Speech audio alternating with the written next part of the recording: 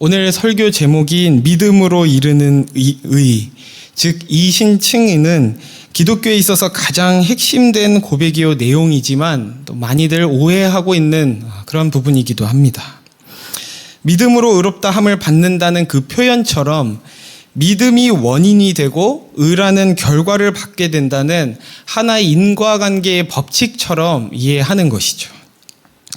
다시 말하면 믿는 것은 인간인 우리가 해야 하는 영역이고 의롭게 여겨주시는 것은 하나님의 영역이라고 생각해서 이 구원을 인간에게 달린 것으로 변질시켜서 오해하기 쉬운 것입니다. 사실 여기서 믿음으로 의에 이른다는 것은 하나님께서 구원을 이루시는 신적인 방법을 인간인 우리가 이해할 수 있는 방식으로 표현된 것이지 우리가 구원의 어떤 이유를 제공한다거나 우리에 의해 구원의 당락이 결정될 수 있다는 것은 아닙니다. 이런 오해를 가지고 있다 보니 아브라함 이야기에서도 하나님이 그에게 어떤 일을 행하셨는가가 아니라 아브라함이 가진 신앙이 무엇인가에 집중하게 되는 결과를 가져오는 것이죠. 오늘 본문 말씀을 통해 성경이 말하는 믿음이 무엇인지, 우리가 그로 인해 의롭다 여김을 받게 된 것이 얼마나 놀라운 것인지 함께 살펴보기를 원합니다. 먼저 오늘 1절을 보시면 이후에 라고 시작하고 있는데요. 원문을 직역하면 이 일들 후에로 번역될 수 있습니다. 그래서 본문 앞에 어떤 사건이 있었는가를 먼저 살펴봐야 하는데요. 당시 팔레스타인 지방을 장악하고 있던 엘람의 그돌라오멜이라는 왕이 작은 5나라를 다스리고 있었습니다. 그곳에는 아브라함의 조카 롯이 살고 있던 이 소돔도 포함되어 있었는데요. 이 5나라가 그돌라오멜 왕을 섬기던 13년째에 반란을 일으킵니다. 그러나 엘람 왕은 동맹국들과 함께 그 반란을 일으킨 5나라들을 제압하고 그들을 포로로 잡아가는 것이죠. 이때 소돔에 거주하던 롯도 잡혀갔다는 소식을 들은 아브람은 이 318명의 군사를 데리고 단까지 쫓아가서 엘람을 무찌르고 롯을 구출해낸 사건이 오늘 이 본문 앞인 14장에 기록되어 있습니다. 그런 이 전 맥락을 생각하며 다시 1절을 보시면은 이후에 여호와의 말씀이 환상 중에 아브라함에게 임하여 이르시되 아브라함아 두려워하지 말라 나는 내 방패요 너의 지극히 큰 상급이니라. 앞서 말한 이 전쟁 후에 여호와의 말씀이 아브라함에게 임하여 두려워하지 말라고 말씀하시면서 나는 내 방패요 너의 지극히 큰 상급이니라 라고 하십니다. 방패에는 여러 의미가 있을 수 있지만 1차적으로는 전쟁할 때 사용하는 도구이고 상급 역시 전쟁에서의 승리를 의미하는 표현이라는 걸 생각할 때 아브라함이 앞서 전쟁에서의 승리를 거두고 돌아왔지만 그들이 다시 보복할 수도 있다는 어떤 두려움이 있었다는 것을 짐작할 수 있습니다. 그 보복으로 인해 아브라함과 그 가족들의 모든 재산과 생명을 빼앗길 수도 있다는 그 두려움에 빠져 있는 것이죠.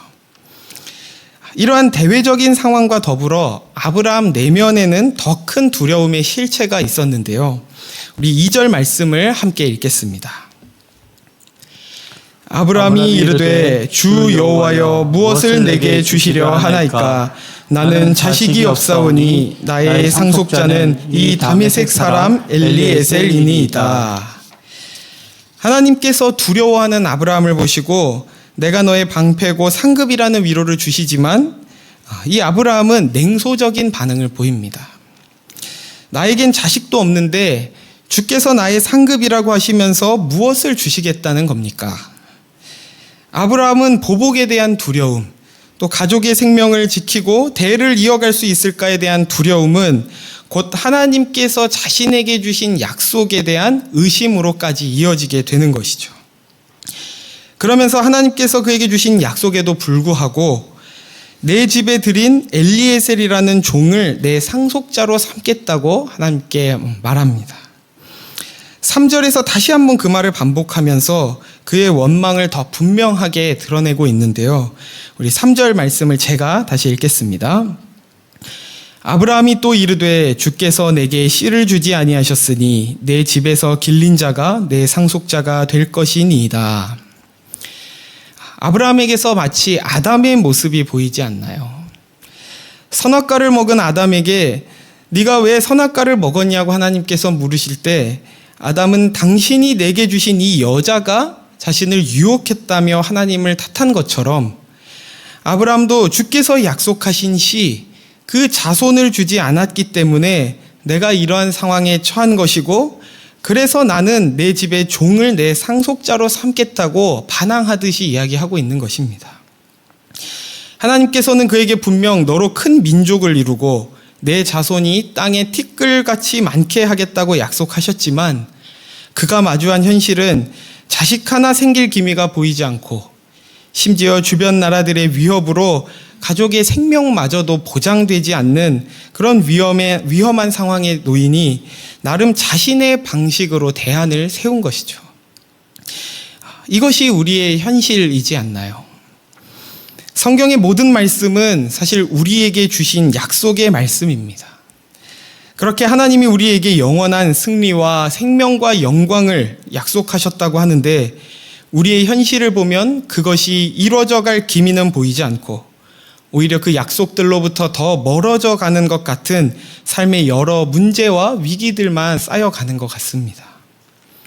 그래서 하나님이 우리의 상급이 되신다면서 대체 무엇을 주시겠다고 하십니까? 라는 이 아브라함과 같은 마음으로 내 노력과 또 내 방식으로 내 미래를 보장하고 또 내 구원을 이루겠다는 그런 냉소적인 마음에 빠져 있지 않은지 우리 자신을 돌아보길 원합니다. 그리고 그런 두려움과 냉소에 빠져 있는 아브라함에게 하나님께서는 다시 한번 이렇게 말씀하시는데요. 우리 4절과 5절을 함께 읽겠습니다. 여호와의 말씀이 그에게 임하여 이르시되 그 사람이 내 상속자가 아니라 내 몸에서 날 자가 내 상속자가 되리라 하시고 그를 이끌고 밖으로 나가 이르시되 하늘을 우러러 뭇별을 셀 수 있나 보라. 또 그에게 이르시되 내 자손이 이와 같으리라. 여호와께서는 자기 자손이 아닌 종을 후사로 삼겠다는 아브라함에게 너에게 준 내 약속을 이루는 방식은 방금 너가 말한 그 방식과 다르다고 말씀하십니다. 대를 이어갈 자로 삼겠다고 한 그 자가 너의 미래를 보장할 수 없고 또 나의 약속을 이루는 방법도 될 수 없다고 하시면서 그에게 주신 첫 약속처럼 내 몸에서 날 자가 내 상속자가 될 것이라고 분명하게 다시 말씀하시는 것이죠. 아브라함에게는 너무나 희미해 보이는 그 약속이 얼마나 선명한 것인지 그를 직접 밖으로 끌고 나오셔서 그로 두 눈을 들어 하늘의 별을 보게 하시고 다시 그 약속을 확인시켜 주십니다. 이처럼 우리는 하나님의 약속을 받았으나 여전히 세상과 타협하려고 합니다. 하나님께서 너는 복이 될 것이라고 너를 통해 너의 가정이 또 학교가 일터와 열방에 참 복이신 하나님을 나타내겠다고 하셨지만 우리는 그런 하나님의 약속을 외면한 채 어떻게 하면 내가 더 복을 누릴 수 있을까? 그리고 그 복의 약속을 이루는 방법도 하나님이 아닌 세상의 방식을 따라 내 힘으로 이뤄내야 한다고 생각하는 것이죠. 그러나 그럴 때마다 하나님은 우리에게 찾아오셔서 너에게 준 내 약속을 내가 나의 방법으로 이룰 것이라고 다시 말씀하십니다. 그런데 여기서 한 가지 특이한 것은 이 아브라함의 자손을 수많은 별같이 많게 하시겠다고 하시면서 5절에는 내 자손을 단수로 표현하고 있다는 건데요. 왜 여기서 단수로 표현하고 있는지 갈라디아서 3장 16절을 제가 읽겠습니다. 이 약속들은 아브라함과 그 자손에게 말씀하신 것인데 여럿을 가리켜 그 자손들이라 하지 아니하시고 오직 한 사람을 가리켜 내 자손이라 하셨으니 곧 그리스도라.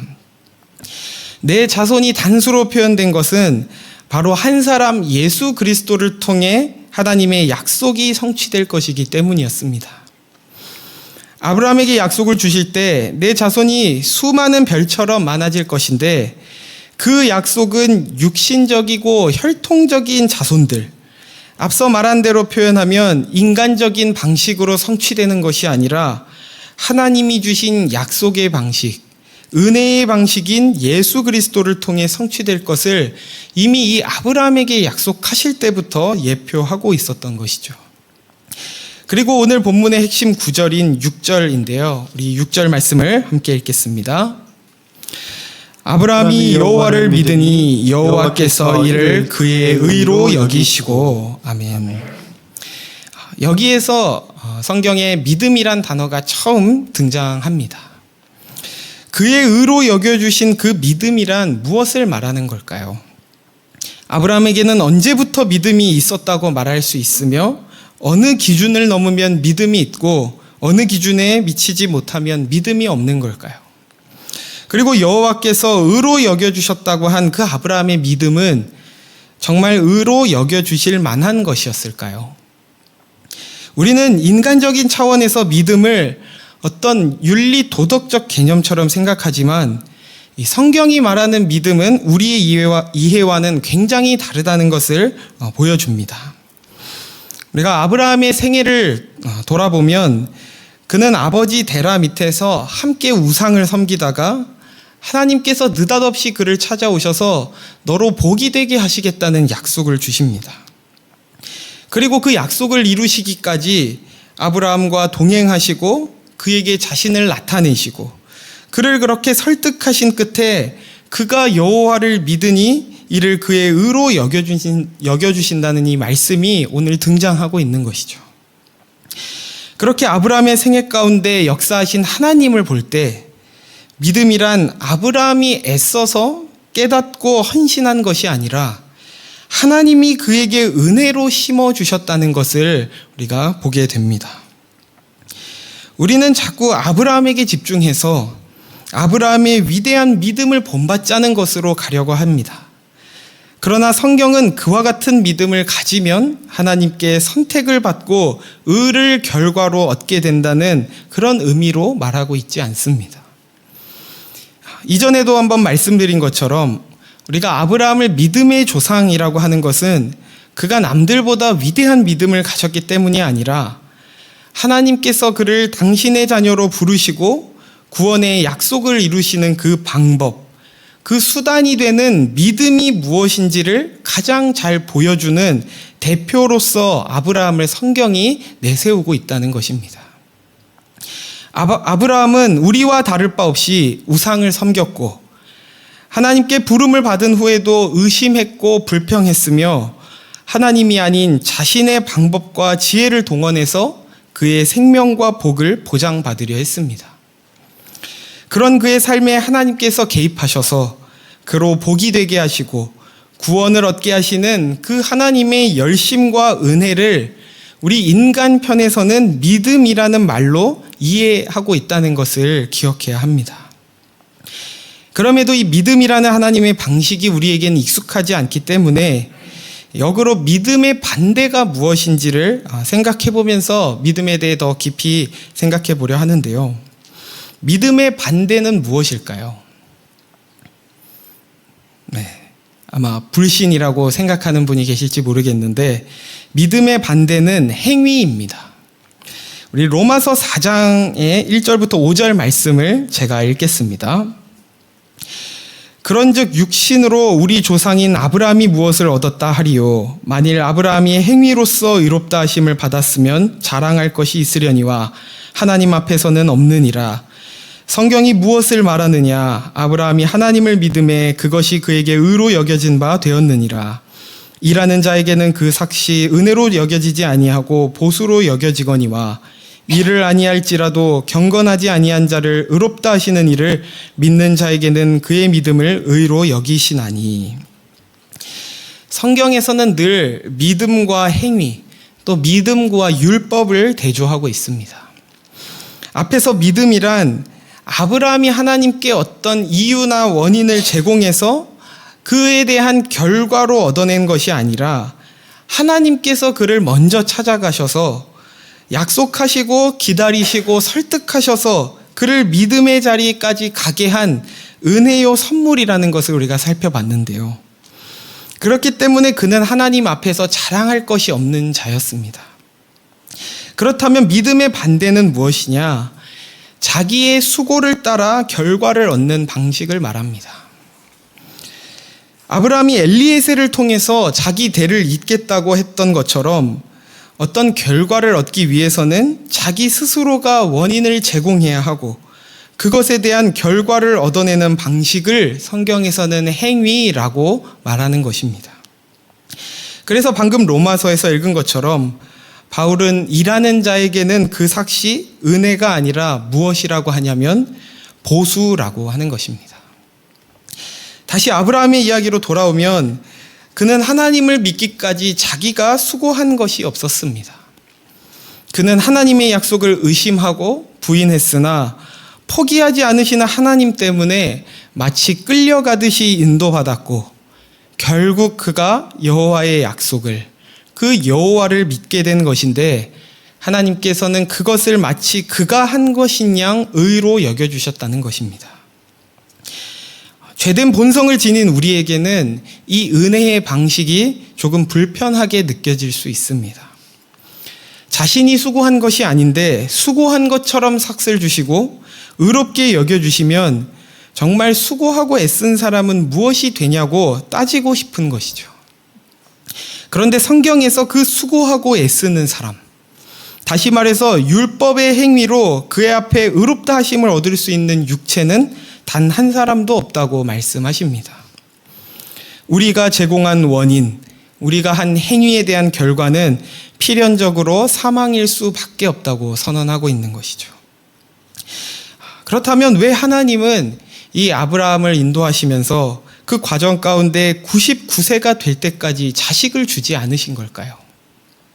이왕이면 조금 더 일찍 주시지 왜 자식을 낳기에는 말이 안 되는 나이까지 기다리신 걸까요? 이는 아브라함이 그 약속을 이루는데 어떠한 원인도 의의도 없다는 것을 인정할 수밖에 없도록 항복시키기 위함이었습니다. 은혜를 은혜로 받기 위해선 자신이 수고한 것이 없음을 인정해야 했기 때문이죠. 그가 기대했던 것들이 좌절되고 여러 위기와 상황들을 통해 결국 하나님의 약속은 하나님 스스로가 이루신다는 것을 그가 믿는 자리까지 기다리게 하신 것입니다. 그리고 하나님 스스로가 우리의 구원을 이루신다는 것은 십자가에서 가장 분명하게 드러나게 됩니다. 의롭다 여김 받을 만하지 않은 우리를 의롭다 여기시기 위해 하나님이신 예수 그리스도께서 이 땅에 오셔서 죽으신 것이죠. 예수님께서 그저 우리를 향한 어떤 사랑의 진정성을 나타내기 위한 정도로 죽으신 것이 아닙니다. 우리의 법적 신분을 죄인에서 의인으로 변화시키기 위해, 우리는 그것을 위해 할 수 있는 것이 없기 때문에 하나님 자신이 실제적인 이유와 근거가 되시기 위해 십자가에서 죽으신 것입니다. 그래서 우리가 그 예수님을 믿을 때 어떤 일이 일어나는 줄 아시나요? 우리의 모든 죄가 예수님께 전가되고 예수님의 온전한 순종, 모든 율법을 지키실 뿐 아니라 고난받고 십자가에서 죽으시기까지 순종함으로 얻은 의가 다 역으로 우리에게 전가되는 것입니다. 이것을 우리는 그리스도의 의로 옷 입었다고 말하는 것이죠. 제가 한 성도님과 대화를 하다가 그 성도님께서 그런 이야기를 하셨습니다.